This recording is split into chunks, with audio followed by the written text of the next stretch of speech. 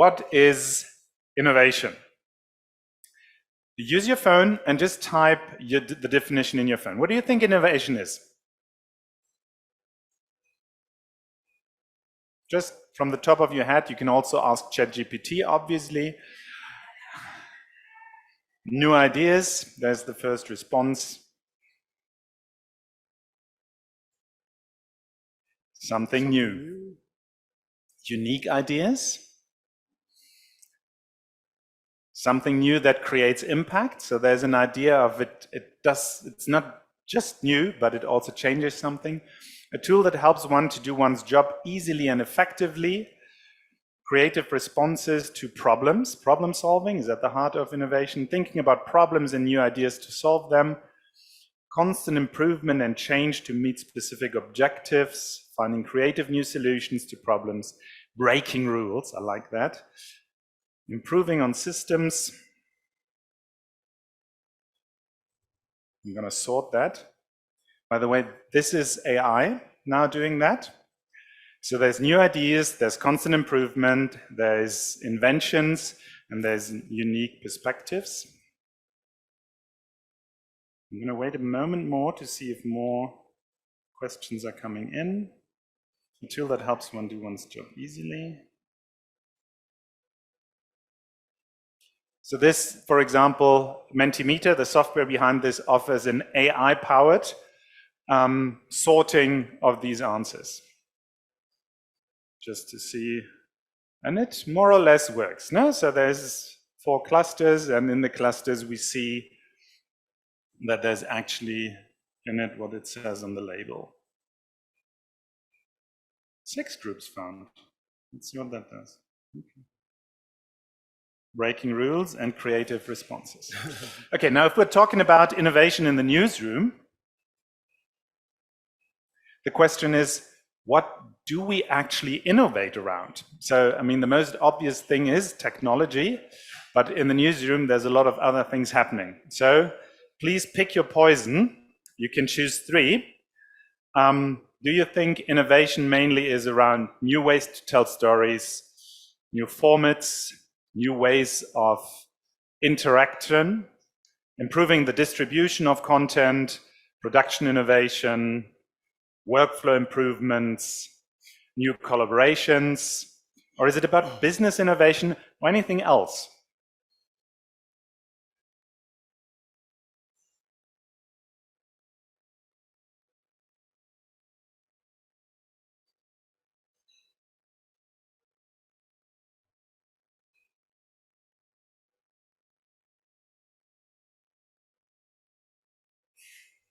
Okay. So production took the lead here, but also storytelling, new narratives, and then workflow, collaborations, business.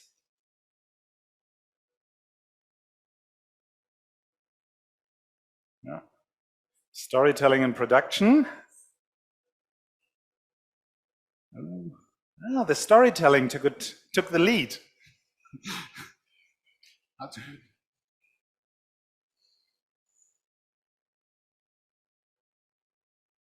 Okay. Thank you very much. That was to get an idea of. Oh, it's still more votes coming in, so I'll leave it on. Yeah. So just maybe to touch on a couple of examples, new ways to tell stories. I've seen an example the other day that someone had interviewed people that came from a war zone like Syria, and they didn't have imagery to tell their stories. So they actually used a generative AI to create video footage that would then allow them to use the audio from the protagonist, but put a visual video generated by AI to that soundbite. So that would be either a production innovation or a new way to tell a story. Being more in a, for example, using WhatsApp chats to tell stories could also be innovation. a new way to interact with users, improving the distribution. I think things like search engine optimization, etc., where we can see a lot of innovation happening, and where I think we'll also talk about in the masterclass later on. And obviously workflow improvements, where we say, for example, we're using the example that always comes up, ChatGPT, for example, to look through grammar, spell checking, etc. And I think an interesting aspect is business innovation as well, and we'll also talk about that in a few minutes. Okay, we've got 20 votes in, I think. Peter, I think it's great to see that from there, talking about the newsroom, that we actually seeing nice votes onto storytelling, because that's what the newsroom is all about, and the essence of production, that it actually is getting more votes. Yeah.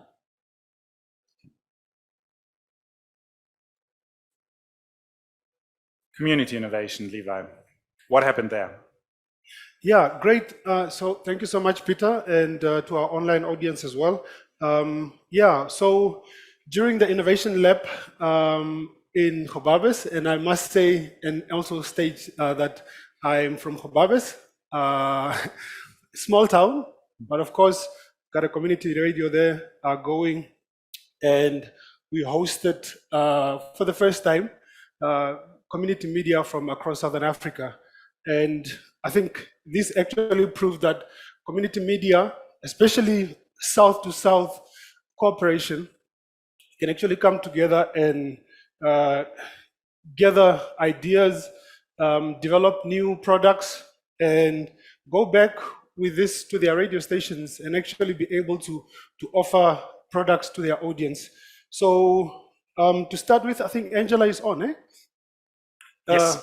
Yes. Angela, for example, is from Luswepo Radio in Zambia, a rural part of Zambia, and of course, being in a farming setup, they actually focused on the economics of farming, and Angela is going to tell us a bit more about that. And then another example is Etosha FM is from Ocho. It's actually a startup. They have not started broadcasting terrestrially or on FM yet, but they have taken an initiative to actually broadcast online. But during this innovation lab, actually, given the ideas that they came up with, they were very strongly passionate about the issues of land, the issues of the discomforts in the informal settlement in Ocho, and then they decided that they want to reach out to the people. They want to go to the people, and using mobile technology especially, they actually then managed to achieve that. They created a platform for the community where they actually go within the community, put a roundtable setup, and then actually discuss these issues and actually bring it down to the radio station. Sometimes they stream live from the communities, and sometimes they actually would go produce the content, have the dialogue, and come back. And that actually made them get council or the leaders actually attention and start really tackling the issues of land in Ocho. Yeah, and then other examples like Omaheke Radio, for example, being also a farming region, but the radio station was actually not tapping into the farmers or going to the farmers and engaging in the activities at their various, either at the farm or auction crawls or wherever.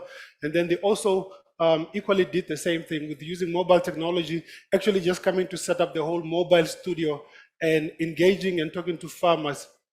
And that stimulated the interest of farmers actually even coming out to the radio station themselves and wanting to be supportive of the radio station. And yeah, I think those are just a few examples. Another example, for example, that is also very dear to my heart is the in Malawi, Nyentepa radio. It's actually very much in the disaster-stricken areas of Malawi, and they decided to actually do sort of a climate smart weather update and also informative and educative kind of content to educate their communities about various matters around climate change, disaster, to do preventative things to do. And ironically, just I think a month after the innovation lab, they actually had huge floods in Malawi. So their work was definitely, I think, impactful, and they still continue. The radio station was actually inundated. Yeah, the radio and they had to station move itself. it afterwards. They had to move it to a different location afterwards. So they still continue with their great work. I think those are just some ideas. But we are going to hear from Angela. Angela, good morning to you. Good morning. Thank you, Levi, and good morning to our listeners around the world. How are you? Good to see you again, Angela. And of course, we are listening to you from Windhoek, and we are appreciative of you being in our midst. So yeah, tell us a little bit more about your project, your innovation project, what impact it had on the radio station, what activities you basically carried out, and such. I must confirm that the Innovation Lab did magic to our radio programming. A lot of things that we learned and a lot of things that we came up, because I believe innovation is being brave, getting out those things that we think cannot work. So you need to come out and do things differently. So I must confirm that we had a very good experience. It was a wonderful experience, especially that we used different methods to get to our audience. We never thought of using WhatsApp. We never thought of using posters. But after the Innovation Lab, I think that really helped. We got to our audience and we are doing things differently. For example, our WhatsApp group has overwhelming response because farmers now are able to talk to us. They are able to bring about their problems. We share their problems to the district agriculture office, and we are seeing solutions. The other thing that really helped us is that the problem that we really had is that farmers sold their goods before they could harvest. But after we had our programs, after we brought about new ideas, farmers now are able to sell their products after they have harvested. And this has led to them having a little bit of profit compared to what they were having at the time that they were selling their farm produce before actually harvesting. So with the Innovation Lab, I think a lot of things changed. We came up with posters in our local language, and we did that for the first time, I must say, Levi, and it came out very good. Farmers are able to read, farmers are able to implement what is written in those posters. So we really had a good experience, and I think it has really helped the radio station. With economy, we are at least there. We are able to have a little bit of income coming in because other organizations that deal in agriculture have come on board and they are ready to sponsor such programs. Great. Yeah. Great, Angela, and importantly, I mean the economics of farming. If what I mean, you said about farmers actually selling before harvesting. Can you break that down to us? Like, why is that important? Why is it important for farmers, or why was it important for farmers, or for you to educate farmers to sell during the harvesting period and not before the harvesting period? Firstly, if farmers sell their produce before harvest, the estimation usually is on a lower side because they are not able to tell what they are going to have and what they are going to produce. So mainly a briefcase buyer would come and then would offer maybe 100 kwacha for a 100 kg bag of maize, and then sell it at 100 kwacha because they needed that income as fast as they could so that they can use it for other things. But now that they sell their produce after, including us, we've come to realize that the produce is at least being valued at a higher price than they were selling it. Because most of the people used to go and give them little money, which couldn't even sustain them for the rest of the farming period. But now they are able to sell their bags, which they were selling at 100 kwacha. They are now able to sell it at 650 kwacha, which is a lot of profit actually, because we are talking about 550 on top of what they were selling before. So the other thing is we've helped them through the agriculture district office to see the value of what they are producing, and also to see how best they can sustain themselves in the monies that they realize after they harvest than the time that they used to sell before they harvested their produce. Great. As a community radio, any new technologies that you acquired during this innovation lab and your period that you're actually using, or that you have started using to basically just reach out to your audience better?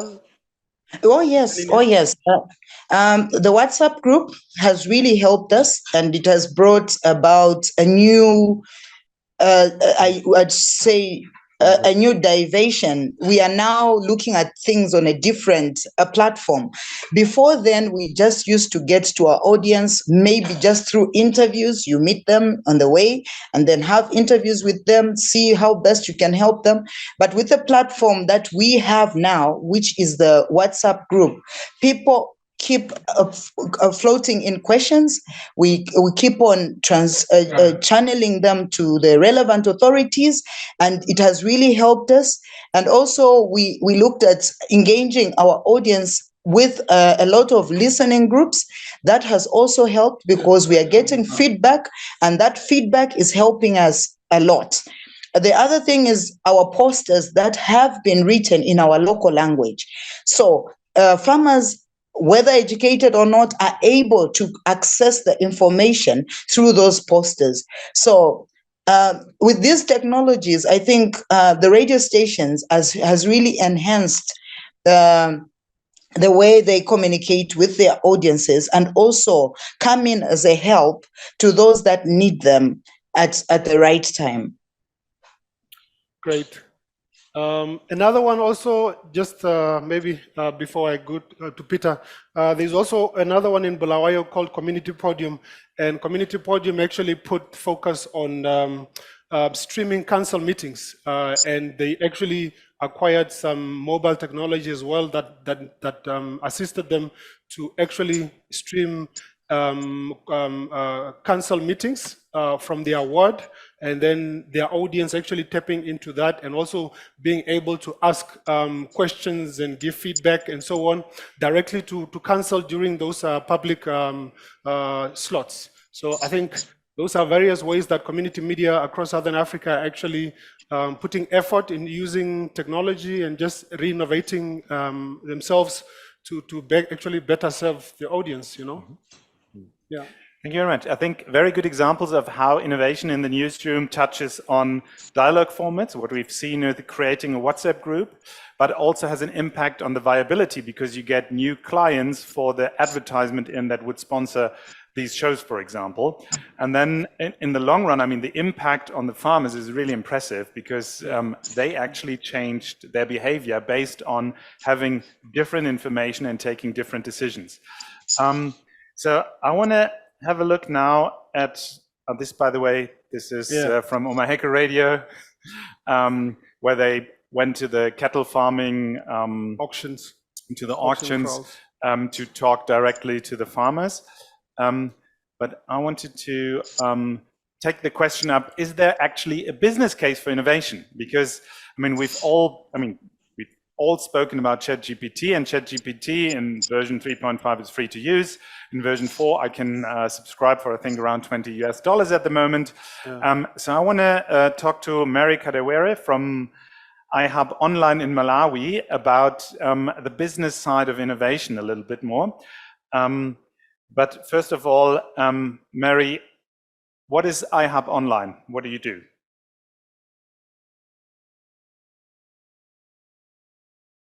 Thanks, Peter, and good morning, good afternoon, everybody here. So I'm Mary Kadewere from iHubOnline Malawi. So a little background about iHubOnline.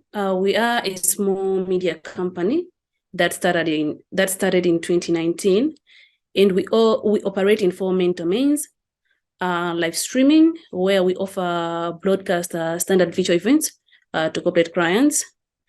And I think for live streaming, the business grew a lot in 2020, 2021 during the COVID pandemic.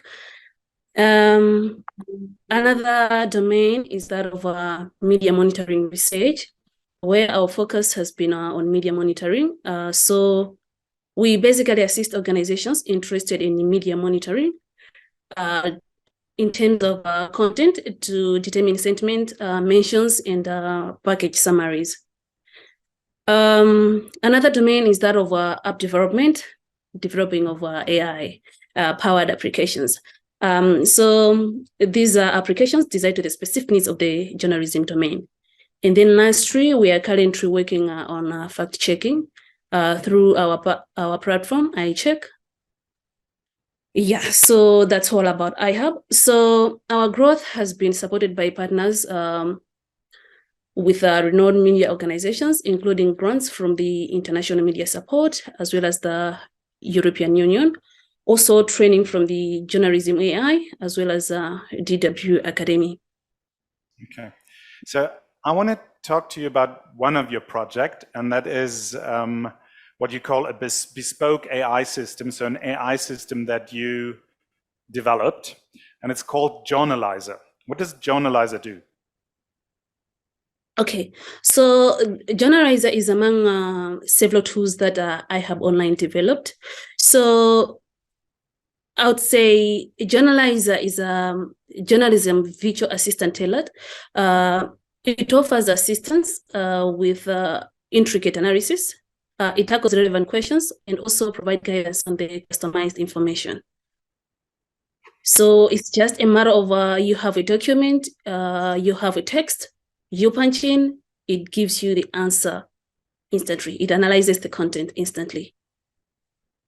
Okay, so what would be an example for a case? How would I use that? Let's say I'm researching into, we have a lot of debate in Namibia at the moment into the judicial system. So let's say I wanna know something more about, I don't know, certain court cases of judges. How would I use the Journalizer? Okay, so for a Journalizer, you'd have that content from the court, but you want more detailed information about that information that you've been provided at the court. So for you to make it easier for you, you just upload that PDF or that any document that you're having, and you ask the Journalizer any question that you're looking for. Any question based on that document that you have provided, and then it will analyze the information. Okay, so let's say I get for example, German's federal budget is about 4,000 pages long, and it's tremendously complicated to read through. It's a lot of tables, a lot of text, footnotes, etc. Could I upload that document there and then ask it, for example, how much is there in terms of budget allocation for media freedom, for example? No, you can't. It's supposed to be a summarized content. So it's there to analyze that content. Okay, so it would give me a summary of the whole budget. Yes, it will. Okay. So I would then get, would I get a text or would I get graphics? How does it work? In both ways. You get graphics, you also get the text. Okay, wonderful. So this is, I think, obviously a very, very helpful tool for journalists. And you also highlighted a couple of challenges with that. So where do you think we're still struggling in Southern Africa when it comes to the adoption and the development also of this kind of systems? One of the greatest challenges is that of competence. So the translation has a over 80% error rate. in translation from English to Chichewa. So you can see that Chichewa language itself has a conflicting dialect between Malawian Chichewa and Zambian Nyanja. So this makes the error rate higher. Yeah, because 70% is just so high. So one of the biggest challenges when we're talking about languages like Chichewa or Nyanja or Shivambo or Chiherero is that the large language models that we're seeing now will pretend they can actually speak that. I tried to ask ChatGPT, for example, if it could give me something in Ochiherero. It gave something back very confidently thinking it spoke Ochiherero. I asked then Levi and he said, no, that's actually gibberish. And you have the same thing with Chichewa. What about the market for tools like the journalizer? Do you think there is already a market in the news industry to actually buy and subscribe to products that are developed, for example, in Malawi?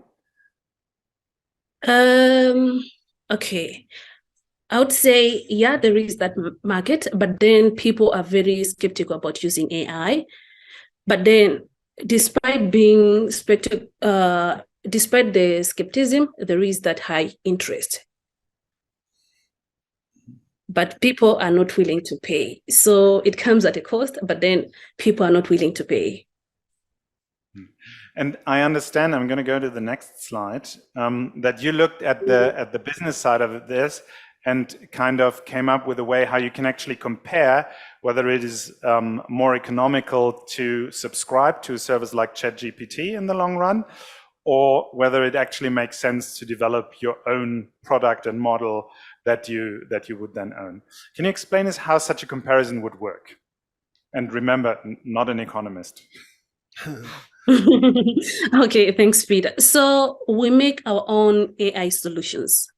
So the reason why we make them is to save money on outsourcing, and so that we know AI technology.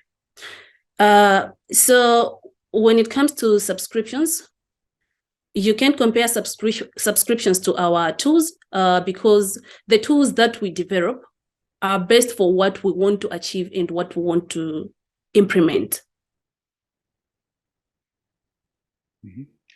And so if you, for example, I think the journalizer and ChatGPT have a similar functionality. Now, I could also ask ChatGPT, can you please summarize that large PDF for me? Why would you say it makes more sense to actually have a product like the journalizer and not use ChatGPT? Okay, so I would say it's the simplicity of our journalizer, as well as the accessibility. So our journalizer is that simple to use and is also easy to access compared to the ChatGPT. And talking about the technical aspect for Malawi, as I already said, people know about ChatGPT, but they don't know how to use it. Mm-hmm. So if I look at the key factors that you listed here, one is total cost of ownership. So that means I compare how much would I actually have to invest into that product and to own it and then be able to use it in the run, to how much would I actually have to pay for a subscription. And depending on how complex my service is, I obviously need more time, more resources to put into that. And that would make that comparison meaningful. So if I can then develop that question and then that product, and I use it for 2 years compared to the cost for a 2-year subscription, I might actually be cheaper off and have a better fitting product to my needs if I develop the solution myself. Is that more or less correct? Yeah, because we pay for AI services as we use them. So it saves money. Okay. So we pay for what we need. Okay. And where do you see risks in developing your own AI technology? And one of the factors could be that of duration. It takes long to develop one of the tools. because subscription is that immediate, yet for our tools, it takes longer, more months. It can be 3 to 4 months. It depends on what exactly we are looking for. It can be 5 to 6 months. Or subscription, it is that service that is already available. You just subscribe to that service. And I mean, in the previous discussions, we've heard a lot about a lot of AI tools not being aware of the context, for example, in Southern Africa. So that if you ask ChatGPT a question, you'll usually get an answer that has the context of the US or Europe, but not the context of a country like Malawi. Can you come again? You're a bit faster. Yeah. Now, I was saying in the previous panels, we've heard a lot about the global products like ChatGPT or Bard not being aware of the context of Southern Africa, for example. So if I ask ChatGPT a question, I'll get an answer based mainly on knowledge from Europe and the US. Do you think that the AI solutions that you develop are more sensible to your context in Malawi? Yes, they are, because for all the tools that we develop, for instance, we have the one for child. Okay, yes, they are. For the child-friendly journalism that you used, yeah. Yes, because for that too, it will give you only content that is. It will not give you any content outside children. Okay. So we give it information, as I said, we give it information based on what is.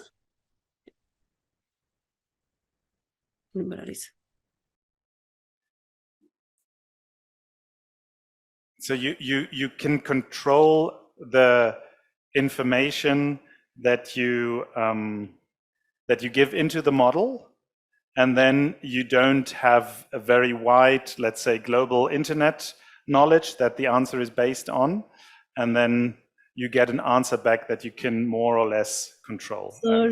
Sorry, Peter. Can you come again? I had to mute myself because there was an image. Don't worry. So now I was just saying, so for example, you did a project for child-friendly journalism. And in that project, you're saying we actually control what we give into the AI model so that we can then, through that, also control what comes out of the model in terms of the text or the images that are produced. And that way you can actually define the context the model actually works upon. Is that correct? Yes, it is. Okay. So while we are experimenting, we discovered a technology called retrieval augmentation generation. So this leverages on large language models such as ChatGPT, but it also uses customized datasets. So it can help us reduce reporter biases, eliminating concerns on objectivity and incompatibility. Okay, so that way, by saying you use a large language model, but you tell it to only refer to a certain set of data when answering a question, you can actually try and balance out that bias that we're all struggling with when we're generally using ChatGPT. Yes. Okay, thank you very much. I'm gonna... Peter? Yes, there are questions from the audience or from you? Yeah, just one. Yeah, and Maria, would you rather encourage African media outlets especially to develop their own AI tools given our language, culture, and all that, rather than using global tools? So it depends. Most we would focus on the access to tools.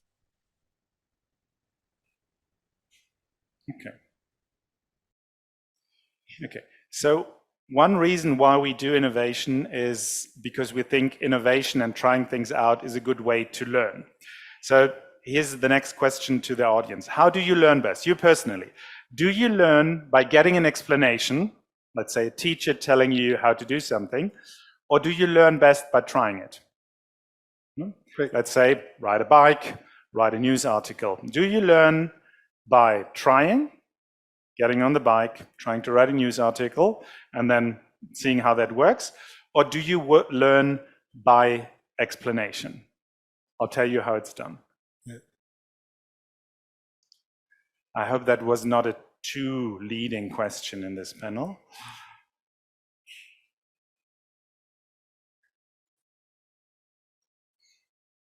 Still on the same Mentimeter? Yes, please. Yeah. So then there are people that like an explanation, but until now, most of the people actually like trying things out.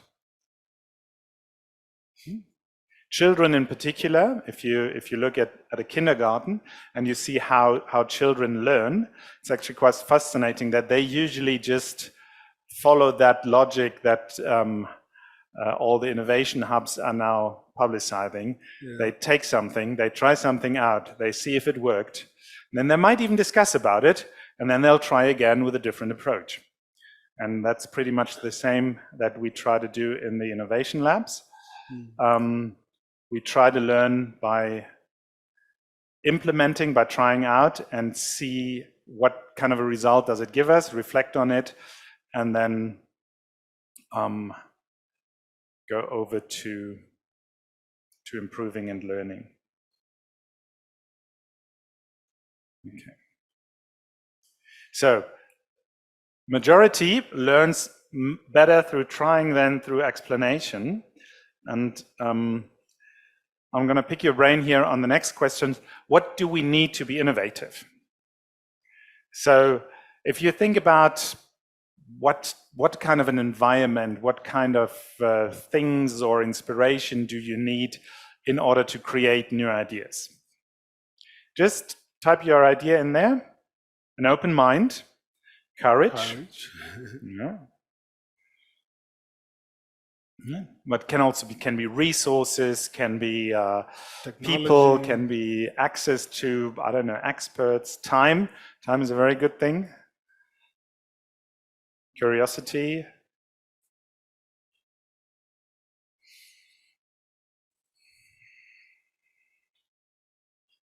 Supportive environment. Mind map as a tool. Supportive and receptive environment. People, resources. Let go of the well-tracked path. Permission to fail. Yes. That's a good one. I think that's probably the most crucial. If you think you have to figure it out right in the first attempt, you probably won't be. Time, open-minded, curiosity, resources, time and mentors. Yeah, someone to talk. Benchmarking efforts.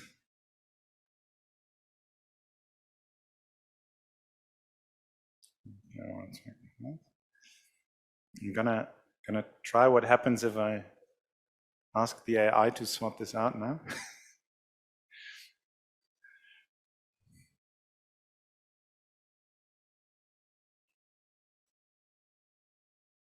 An open mind, resources, time, and courage is what comes up here.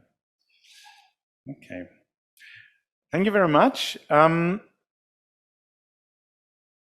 I think, if I'm not completely wrong, but Elizabeth can correct me, we still have a bit time for questions. If there are any here from the audience, Dwight, I kind of knew you would raise your hand. But also from the audience, Joost, if you can WhatsApp them to me, then I can pick the questions up. To the online participants, as well as also to you guys here, students, thank you for the particular exercise. There's one underlying feature that you actually leveraged on a lot, which has to provide sort of like the foundational understanding of what we do with statistics and information and data. That has ultimately been the one AI that you used just now at the end that had the aspect of what do you call it, sorting the responses, known as data analytics. Yeah. Now, data analytics has been shown in the last, after COVID, or from the year of COVID 2020, to be one of the most sought after skill sets in order to understand the world around us. Because the biggest concern, and that this is actually what drives the need for AI. The biggest concern has been, what do you do in terms of a very changing business environment, a very demanding and very competitive business environment? You need information. Now, the unfortunate thing is that we as the journalists have been designated in a Namibian context as being one of those key sort of like generators of data and content and likes. But when the reader sees, or the viewer watches, or the listener listens, there are no numbers and statistics oftenly associated to said presentation in these particular forms. What we even don't realize is that we generate so much content, but how do you actually reflect it in terms of like a little graph, a little presentation, a little aspect that says, look, these are the particular trends that have taken place. Take note of it. There's a trend analysis to be aware of. The other particular nice thing that you also made use of, Peter, was the aspect of, you know, the last question. I'll use the last question. What environment do you need? There's a book I read about the two Stevens. They're the guys that wrote the book, The Freakonomics, if you've ever heard of it. Now, the second book that they had was the aspect of Think Like a Freak. In Think Like a Freak, they actually say that one particular contribution of understand that you can fail. Realize that a project can fail. The downside is during the course of history, there has been the aspect of using the notion of threat, of war, of violence being the sort of like the generator of innovation. Now we have to understand that in times, for example, like in China, where to build a palace, if an emperor tells you, I need the best idea, and if you unfortunately give me the worst idea, it could come at the pain of death. We don't live in such a society anymore. However, so many of us have so many ideas. How do you capture all that and funnel it through for innovation to be not pervasive, but almost like the trend, the economy, the market? Because we as content creators, which are the journalists, the biggest challenge for us is there an audience at the other end? Yeah. Is that audience being, you know, ultimately, do they receive said content and the likes? What do they do with the information after that? So that was just my two. Yeah. Just to quickly come back to your question of the audience, because I think that's very crucial. And I could hear it in Angela's comments. The process that we use in the Innovation Lab is through human-centered design. So we create audience characters, audience personas that we then use to kind of benchmark the problem solution. So we're really trying to figure out in these innovation labs, like for who are we doing this and what's the actual problem and how can we solve that? And then with a very focused approach, and the audience character in the case of Luswepo Radio was farmers that need to sell their product. And then we kind of innovated around how can Luswepo Radio actually offer them a platform where they can ask questions and get answers to and a better understanding around the economics of farming. I think it's very important that whenever we innovate, we don't just look at we're innovating for innovation's sake. I mean, playing around with ChatGPT is fun, but it only is meaningful if you do that to solve the problem of your audience or of yourself, to actually make that solution better. Yeah, Peter, and that is the moment you also mentioned about audience. That's exactly what came to my mind, that what we actually realized importantly in the Innovation Lab, and myself personally running a radio station before that, is my experience through thinking about the audience first. Before you even think of analyzing the consumption of your content or your data, but the process of designing your content, basically putting the technology aside and just bringing the human factor in. Think about the audience. Think about what Zoe would like to consume, because you know Zoe. Or think about Nina, what they actually, the type of information they want to consume, what they want to hear, what they go through on a daily basis. And I think really just painting or creating that audience persona actually has helped us a lot, especially as community media, in the process of designing our content and just re-innovating our programming. And that I'm gonna put a red line under. Sometimes when we think about innovation, we think technology a lot. but put technology aside and think innovation. And especially when it comes to the newsroom, that is what is very, very important in terms of re-innovating our content. There's another question. I'm being told there's no online questions so far. Hello. My question is going to be quite lengthy. I do apologize in advance. So we spoke about what we need to be innovative. Do you think with the implementation of AI, it kind of takes away from the creativity of it? And my question was especially for Ms. Mary Jane. With websites such as Journalizer, does it then limit journalists to, say, for instance, do things like going out into the field and getting information themselves, and rather just taking somebody else's information, plotting it on Journalizer, and using it without accrediting those people, without actually going through the stuff? They could literally sit in a room and give a presentation, and they would not have any background knowledge because they only have a summary of what is going on. So my question was, what are some of the implementations or some of the measures you've put in place to somewhat limit the use of Journalizer being, or not Journalizer only, but other forms of AI as well, being the first stop, and just not basically being the first stop and not adding on to the information? So you already know what you're talking about. You've gone to the field, you've done your work, but you go, say, for instance, like a literature review. You plot the things that other journalists have done, and you actually acknowledge that, okay, no, this is not my work, this is somebody else's work, and I'm just going through it with the use of Journalizer. What are some of the measures that are put in place to kind of monitor that? Okay, Mary, do you want to respond to that? Can't see Mary because there's a pop. Hey. Yeah, we can hear you. Yeah, thanks for your question. So Journalizer is not there to take the role of journalism. So journalism is still there. I think on Thursday, there is another presentation from one of my colleagues. He's going to demonstrate how some of our customized tools work. So I think you have to be a part of the discussion so that you are well conversant of the tools that iHub uses. So here's the teaser. Come back Thursday, then you'll see how it works in practice. Malik, Mary's colleague, will show it from Lilongwe, from Malawi, when Misa Malawi will be hosting this session. But I can maybe give you a bit of an outlook on where I think your question is taking us. One of the things that AI is trained, and AI has a very big tendency to normalize things because it works statistically.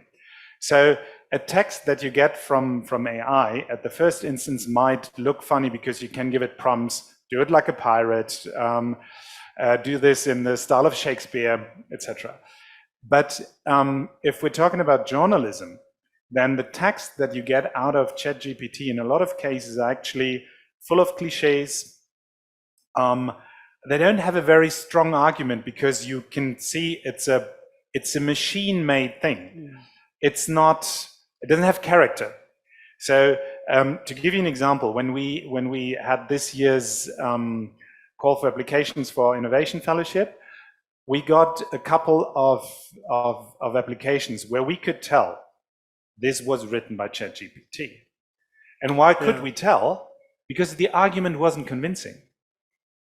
The argument was usually a list of different aspects, because you can actually feel in a text whether the person writing that argument has an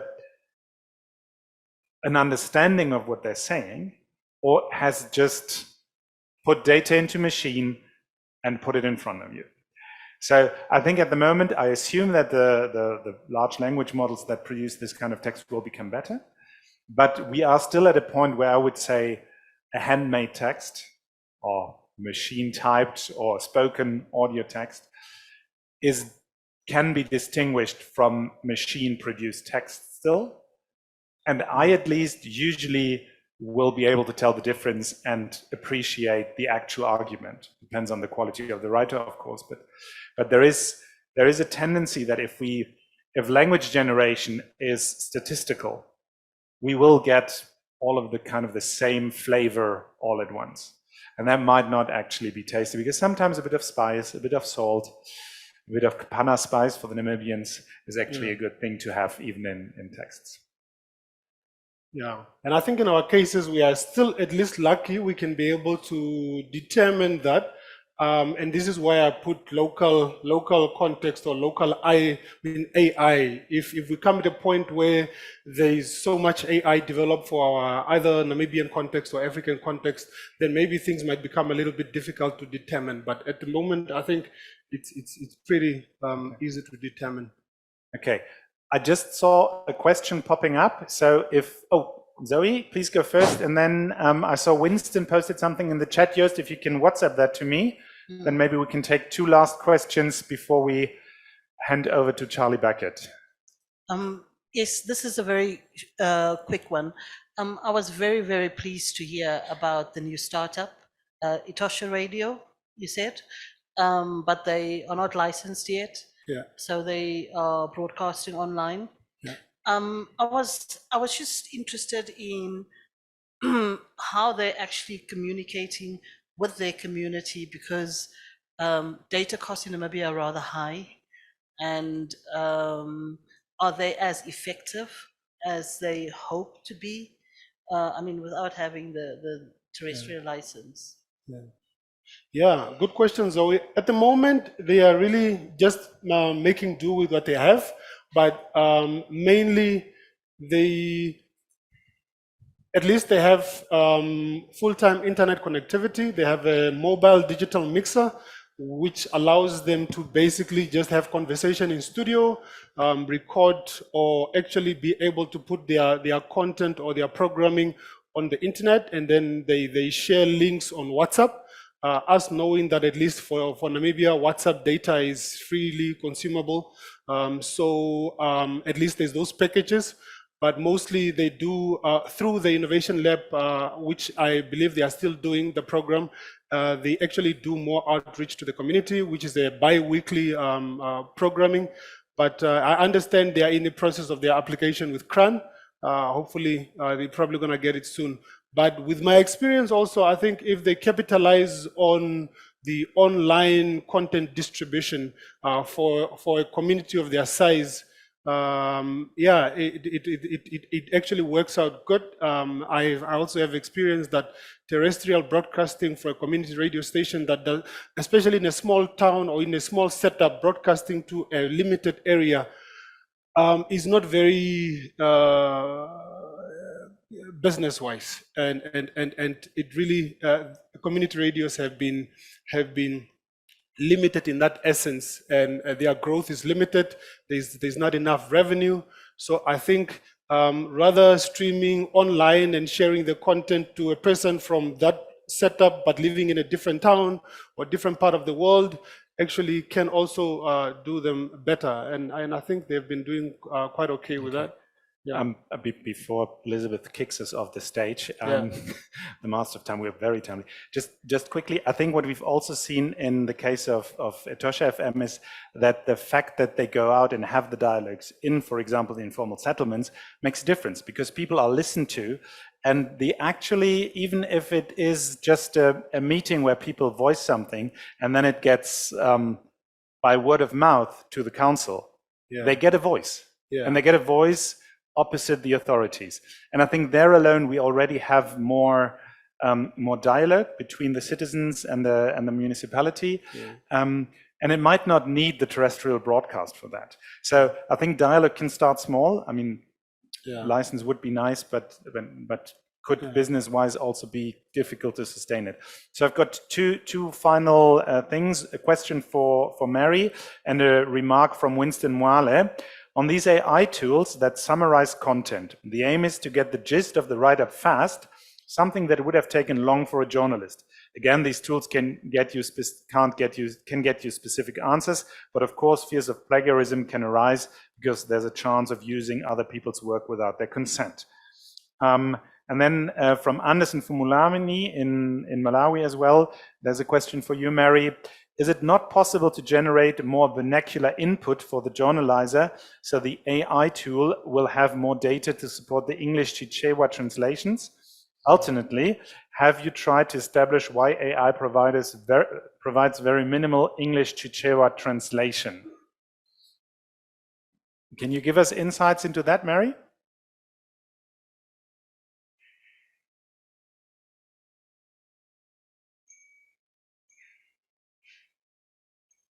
Mary? I think there's an answer in the chat from iHubOnline, which I think is Malik, Mary's colleague. The limitations of Chichewa as a language is a result of legacy problems. AI tools such as ChatGPT were trained using internet data. Chichewa content is not vastly available online. Therefore, the only solution is to train a custom English to Chichewa translation model. It doesn't come cheap. So I think one of the big questions is, how can we actually have more focused large language models in languages like Chichewa or Chirero, to then have better outcomes of that. I can also share an article where there's a visualization as well of the vast dominance of English language content on the internet compared to particularly smaller languages. And Lelapa AI, a startup in Johannesburg, is one of those that try to train models on Zulu content, for example, in order to come up with better language models in vernacular languages. I think Elizabeth has already taken over this stadium here. So we'll take our leave. Thank you very much, everyone, for their contributions. And thank you so much. Thank you particularly to Angela and Mary. Have a good afternoon. See you soon. I'll take my computer.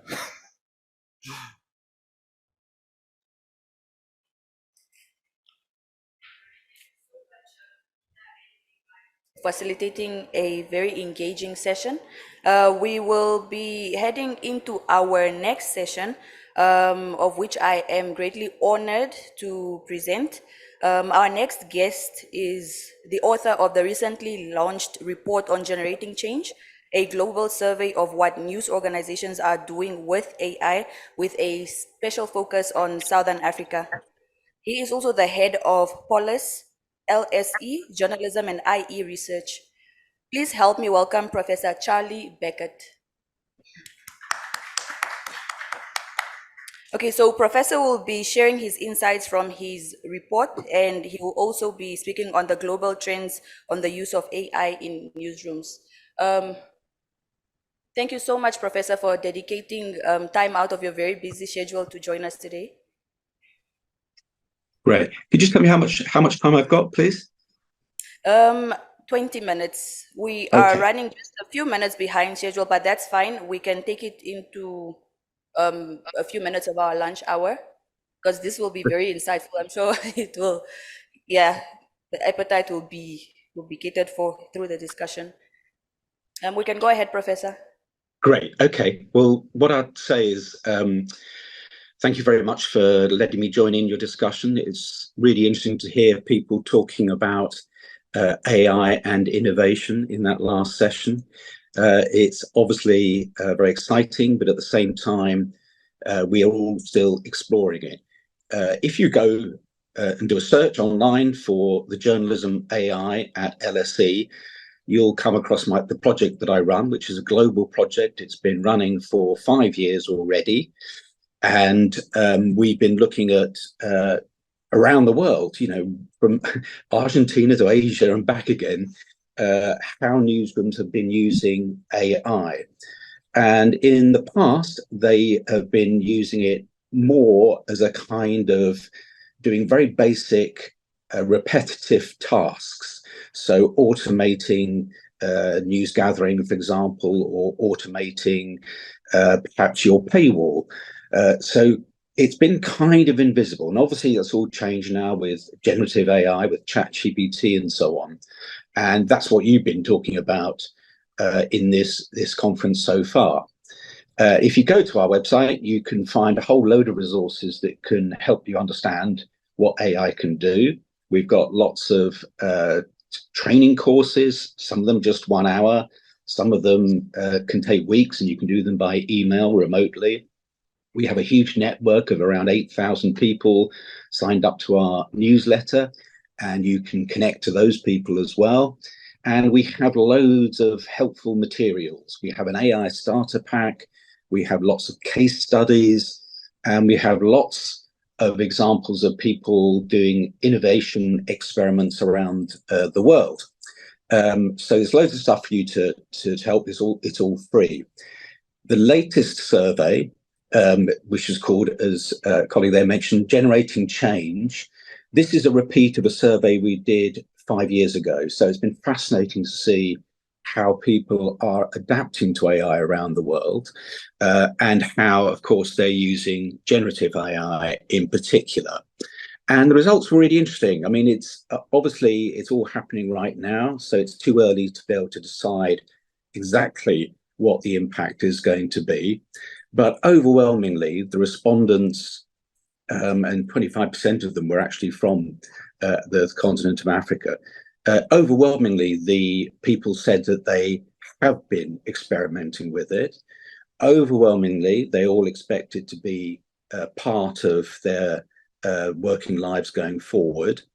And interestingly, they expect it to be a feature of every aspect of news production. So news gathering, content creation or content management in the newsroom, and of course, the connection with the audience. And all of those are really interesting. And all of them offer potential efficiency gains and effectiveness gains. But generally speaking, most of the people we spoke to saw it as a way of assisting the journalist rather than, replacing the journalist with some kind of robot. It was much more about tools that could help the journalist to process information, to reformat content, and to help personalize it for audiences. And all those things are really, really important. If you're creating great journalism, you want it to be as effective as possible.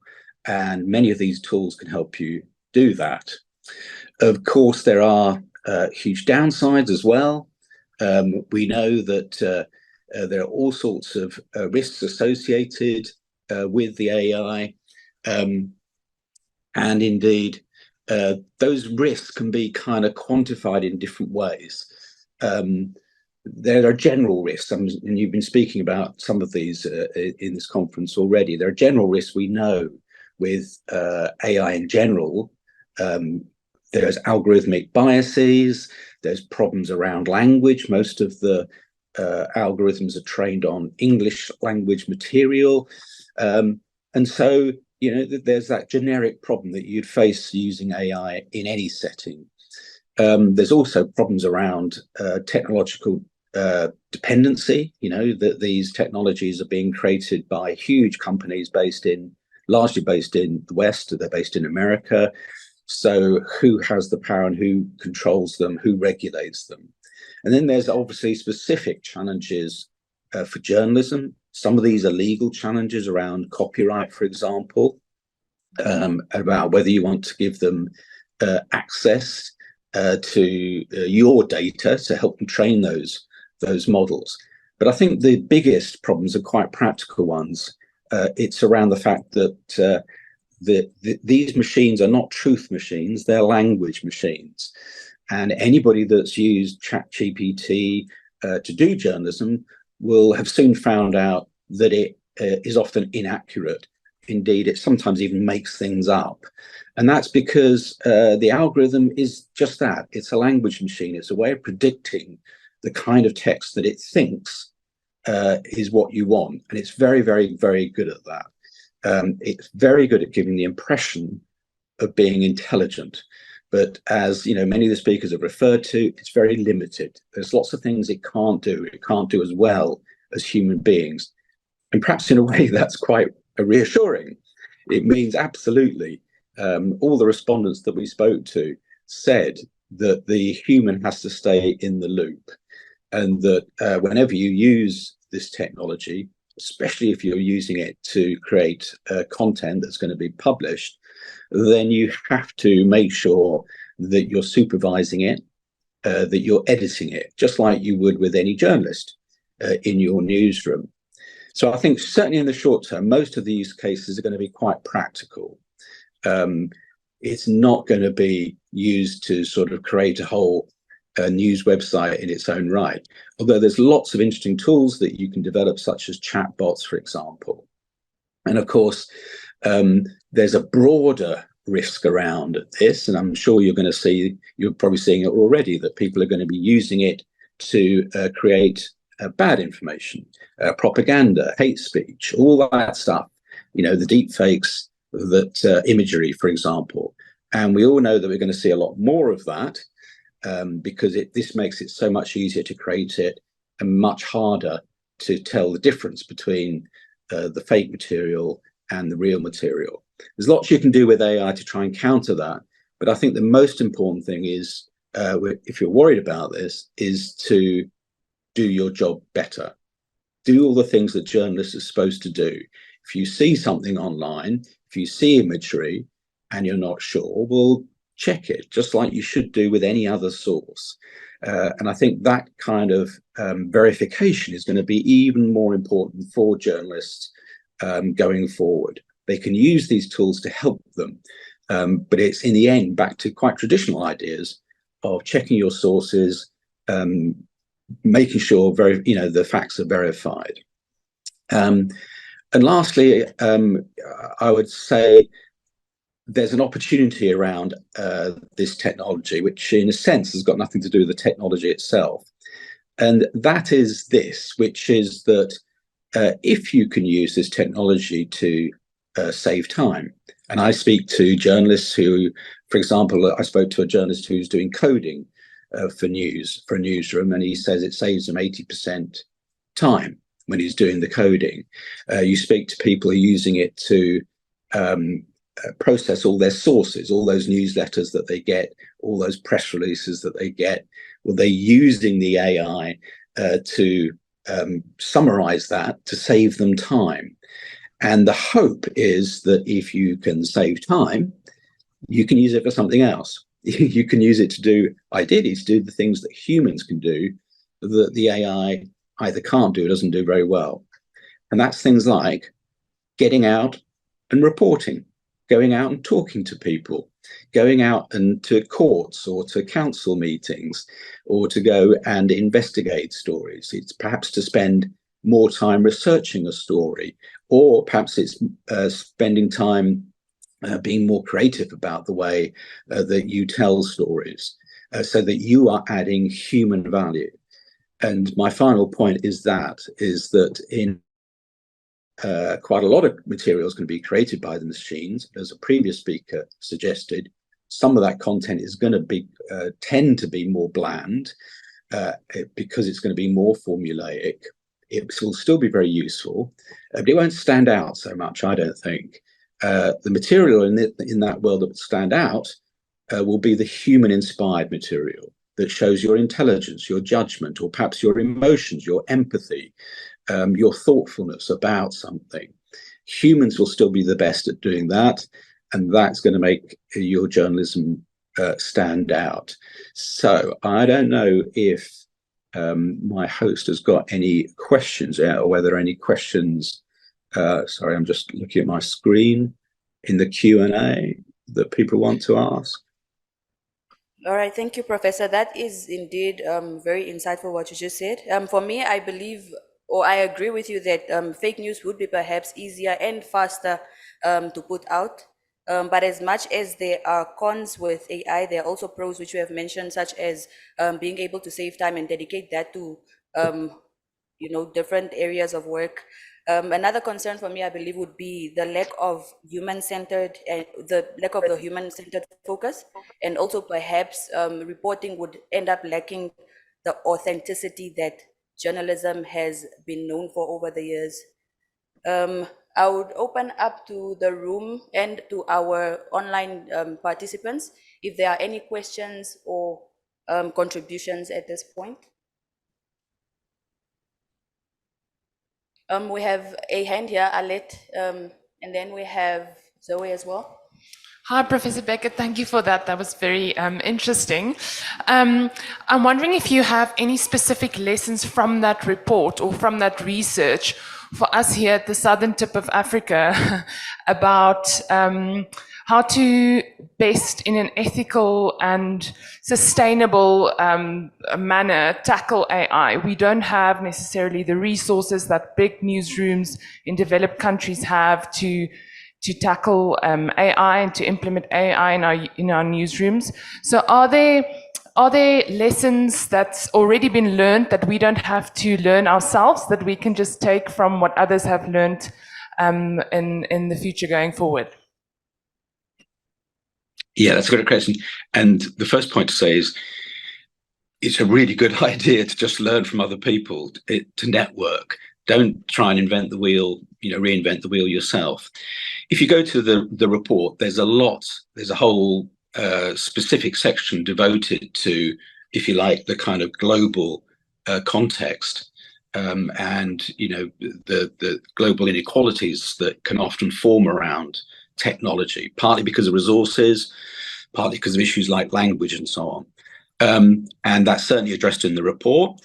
The upside is that, especially with generative AI, there is less of a barrier to using it. And that applies to whether you're in a small newsroom or a poor newsroom, or even a newsroom that doesn't speak English.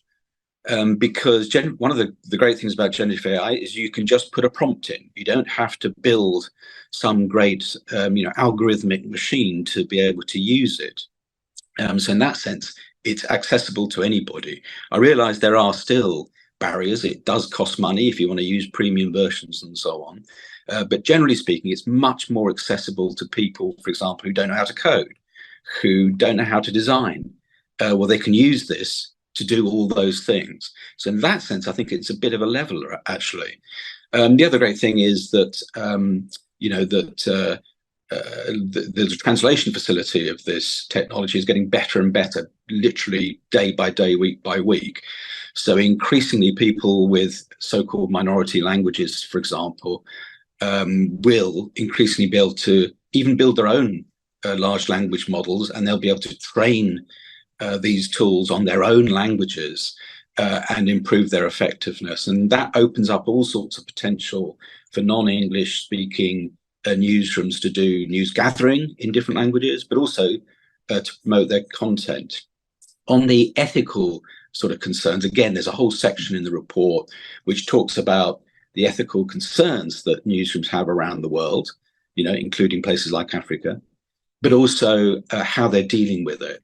And very briefly, the responses of people to the ethical challenges is doing things like trying to be transparent, talking to your staff and to your audience about the tools that you're using, having guidelines.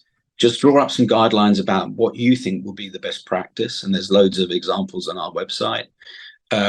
Always keeping the human in the loop approach. Don't just press the button and let the algorithm do all the work.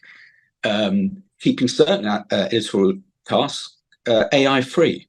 Make sure that the important decisions are taken by human beings talking to other human beings. And the final point about the ethical approach that people talk about is the thing I mentioned at the beginning of this answer, which is talk to other people, collaborate with other news organizations, collaborate with think tanks, collaborate with universities even, so that you can address it. So as I say, it's all in that report. And I hope it's going to be helpful to people.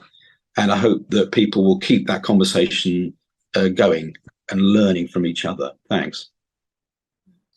We have one more question in the room. I think just before we give a chance, I'd just like to read a comment that came in from our online participants. This is from Stephen, and he would like to point out that he likes the point that Professor had made on AI being a machine, a language machine, and not a truth machine, and that this gives us a hint that we need to supervise whatever we ask the AI to generate. All that sorts of journalistic routine checks needs to be intensified. All right, so we'll give over to Zoe. Thank you, Professor Beckett. Two issues that I wanted to raise and to get your insights on. I think, and I think to some extent you also reflected on this in your report, one of the biggest challenge for us in the global south is the lack of data that prevents us from using AI optimally.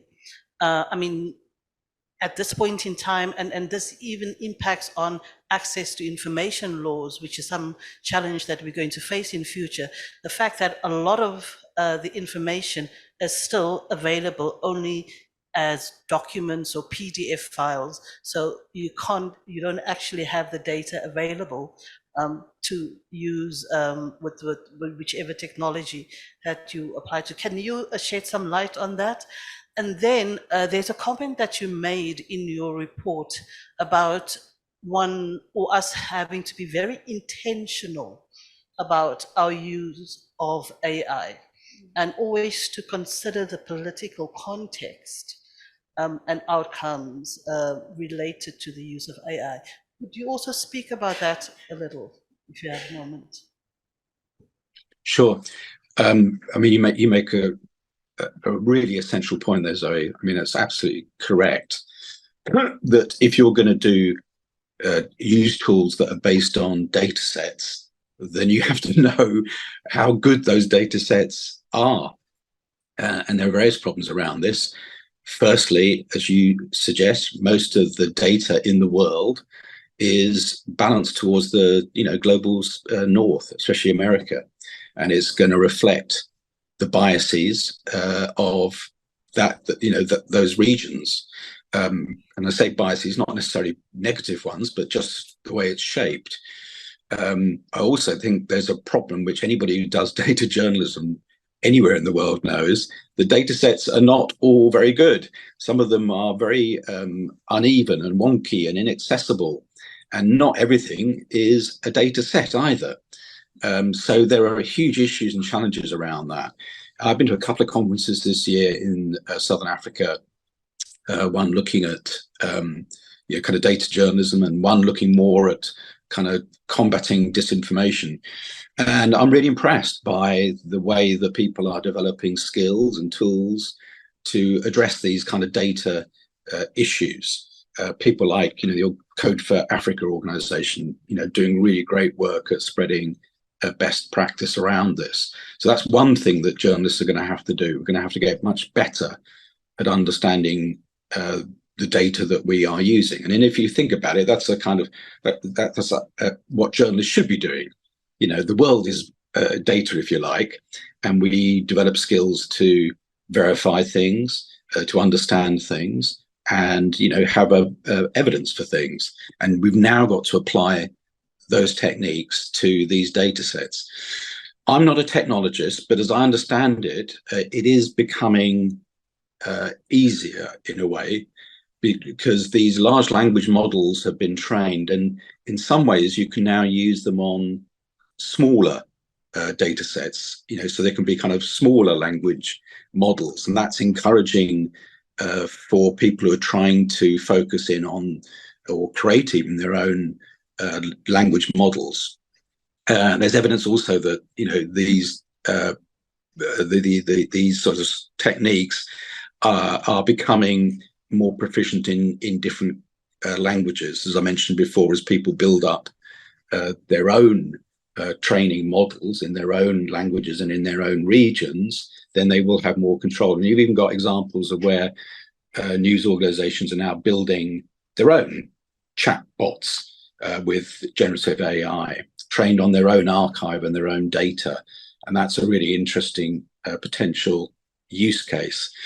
The point about, thinking intentionally about generative AI, in a way, I think it's, again, something that we should be doing more generally. We should be thinking more generally about what is the role of journalism in democracies, in society, in terms of helping to foster a healthy information sphere. And part of that is being more self-critical. I think we ought to give ourselves a bit of an ethical check more often. Are we doing the best journalism for the public that we could be doing. But it's also about being critical of this technology. You know, one of the things we focus on at our project is how we report upon AI. And so instead of having silly scare stories about killer robots or kind of lovely utopian stories about, you know, we're all going to be able to put our feet up and let the machines do all the work, you know, instead of doing that, we should be focusing much more on the nitty gritty of it. You know, how is AI going to change our health systems, our democracies? How can we hold the technology companies to account? How can we enable citizens to use this technology to make their lives better and to promote freedom and indeed to promote better journalism?